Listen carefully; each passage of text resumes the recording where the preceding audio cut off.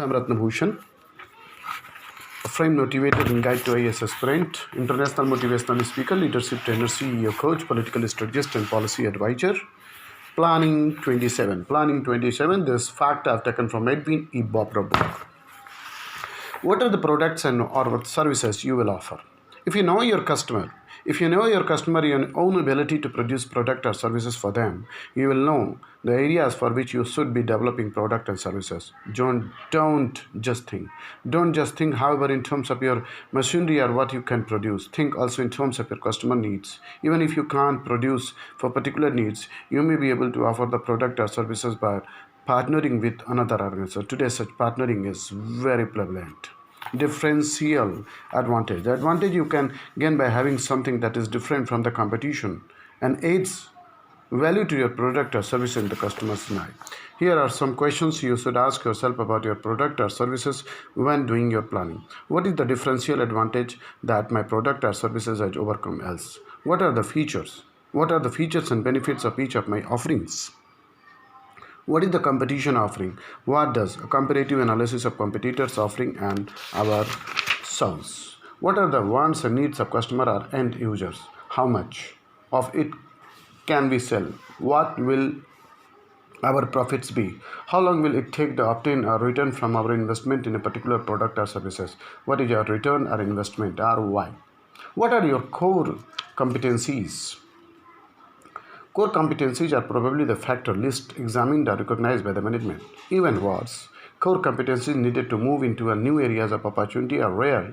Analyze. World-class companies have a through understanding of their core competencies and have aligned with their strategy in order to leverage these competencies. In order to understand the required core competencies, you need to know the market arenas in which you intended to compete. Ultimately, the core competencies have to exist on multidisciplinary levels. You must possess their competency. The customer must perceive that you have the competencies and you must be better at it than your competition. Core competencies, what are the organization is best at doing? The internal capability, skills and knowledge that drive the company. Have you done a situation analysis? As we said in the last session, a situational analysis is an analysis of how the organization is placed to relation to its surroundings. In order to arrive at such analysis, you must look at your internal and external situation at a time. You are doing planning. You should have done your SWOT analysis and ask many questions posted in this and last session. Now is the time to put together the information learned into a broad overview or picture. The situation analysis, you do this so that anyone who needs your plan will understand the reason behind your recommendations. In other words, where you are coming from, what are the situation in, and why it calls for the actions and schedule that you have to set forth. Conduct a situational analysis. The situation analysis examine where you stand in relation to your industry as well as in relation to world-class performance regardless of industry.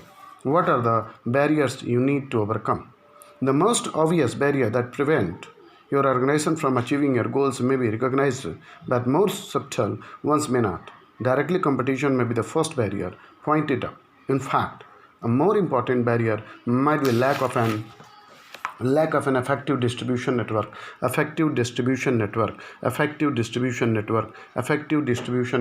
important thing as you work on your plan, it recognize what the barriers you may be so that you can best plan how to overcome them. Barriers, impediments that stand in the way of your accomplishing what you want to achieve. If you look to all the weaknesses that you develop in doing your SWOT analysis, you will be unearthed many of the barriers you have to face. Some common barrier that most recognized faces are lack of resources, both financial and people, overburdened staff, competition, lack of the right distribution system, no strategic directions established by upper management, a lack of understanding of customer needs, resistance from the corporate culture, lack of infrastructure to support the plan.